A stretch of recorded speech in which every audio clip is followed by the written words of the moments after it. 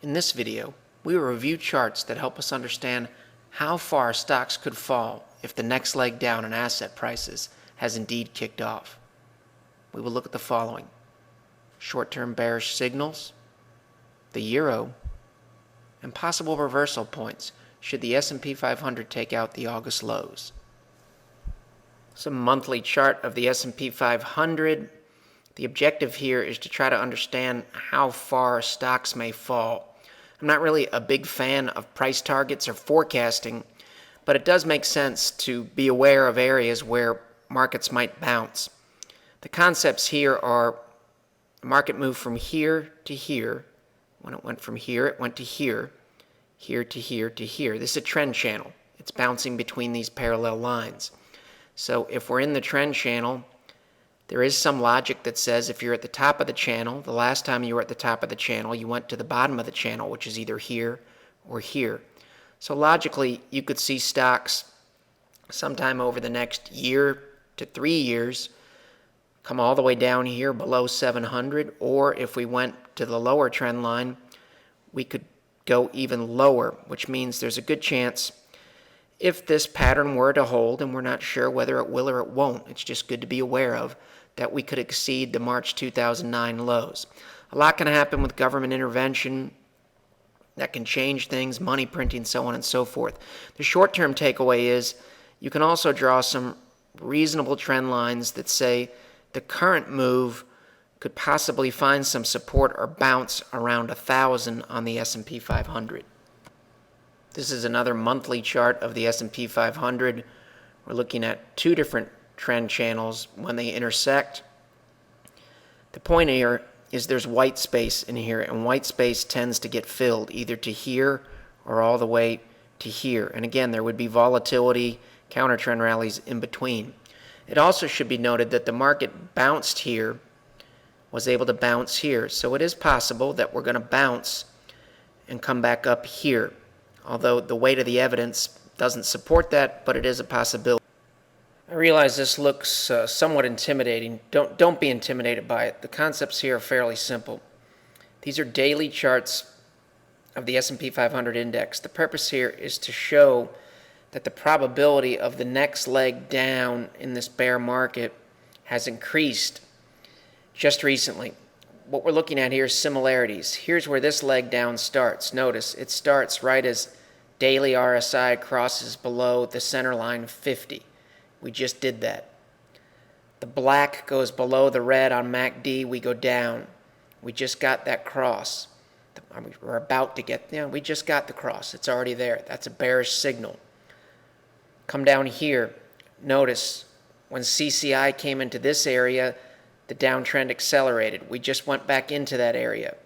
Here, when we come down, the red line crosses above the green and starts to move up, and the black line starts to move up. Red line starting to move up. The black line looks like it's trying to move up, which would indicate a strengthening trend.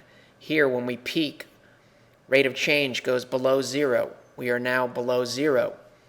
The force index below zero, below zero. Ultimate oscillator here crosses over the center line.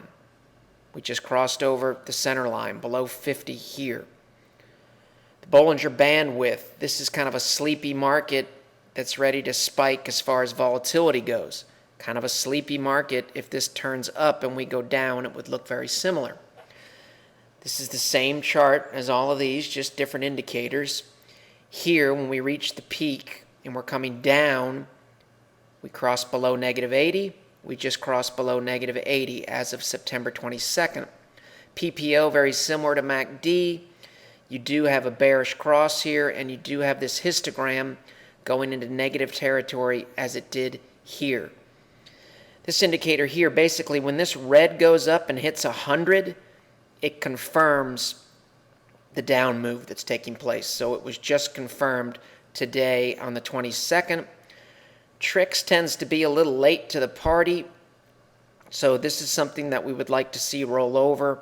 However, it is at a low level, and it does look like it's starting to turn. So the net bottom line is, probability-wise, the odds have increased that the next leg down in the stock market has started. Now, obviously, these signals can change, and like all signals, we keep an open mind. As long as they're in place, we pay attention to them. We also keep an open mind to look for bullish changes which can occur, especially when you've got central bankers and governments intervening into the markets. A few more points before we leave these charts.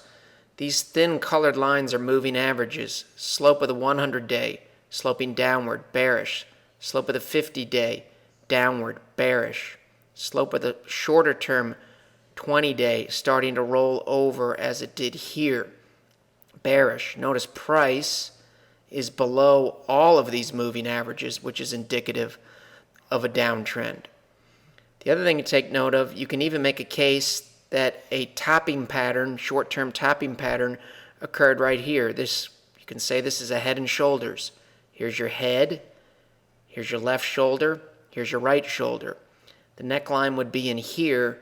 Breaking below this neckline basically would say that further declines would be in store from a probabilistic perspective. This is a currency chart. This is the euro, a monthly chart, same principle. We've got a trend channel here, and if the trend channel with the green and the blue lines stays in place, logically, if we bounced off here or here, we may go to down in this direction or down to this line. We've got the word target here. That's a soft target. Again, we're not really big on targets. We're more concerned about white space here that can be filled, which is potentially bearish for the euro, bullish for the dollar, bearish for stocks, bearish for commodities, bearish for silver, and potentially even bearish for gold, at least for a time. This is now a weekly chart of the euro. Here's the trend line from 2010. It's been clearly broken. Here's a downward sloping trend line that we're on the other side of. And as you can see, there's a lot of white space on this chart as well, which means there's a potential for downside. We've shown this Bollinger Band monthly chart before. You can go back and find some of our older videos to get some details. Takeaway, cross the center line, you have a tendency to go to the bottom channel. Cross the center line, you have a tendency to go to the bottom channel. We've now retaken this center line. If the tendency to go to the bottom channel holds, that would be around 1,000 on the S&P 500 index. This is a weekly chart of the S&P 500 index. These are parallel trend lines. Notice they acted as both support, resistance, support and resistance, support, support, support and resistance. The point of the exercise is these are Fibonacci retracement levels. What retracement levels are is this is a bull market move, and markets have a tendency to correct, retrace the moves. Typical retracement moves are 61.8%, which we came right down to before, so this retracement worked. The next retracement levels that are very, very popular with professional traders are right around 1020, 1015-ish on the S&P 500. You'll notice that that also corresponds and intersects with one of these parallel trend lines, again supporting a case for stocks moving down towards 1,000. Case can also be made, maybe go to 1044-ish and get a bounce. You can even make a case that we get a bounce at 1070. What's the most important thing is to stay with the primary trend.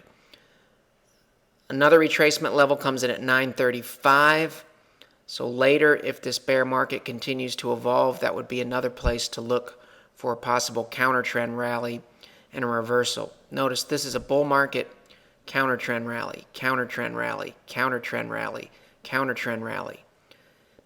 If we go into a bear market, we're going to get counter-trend rallies going up that make it very, very difficult to stay with the long-term trend, which right now remains down. This is now a monthly chart, same concept. You're talking about retracement levels for this entire bull market. You can just see them a little clearer here. Here's the 61.8% retracement. And you'll notice we came right down to it last time. The next one again is at 1018 and then followed by 935. The material in this video has no regard to the specific investment objectives, financial situation, or particular needs of any viewer. This video is presented solely for informational purposes and is not to be construed as a solicitation or offer to buy or sell any security or any related financial instruments, nor should any of the content be taken as investment advice.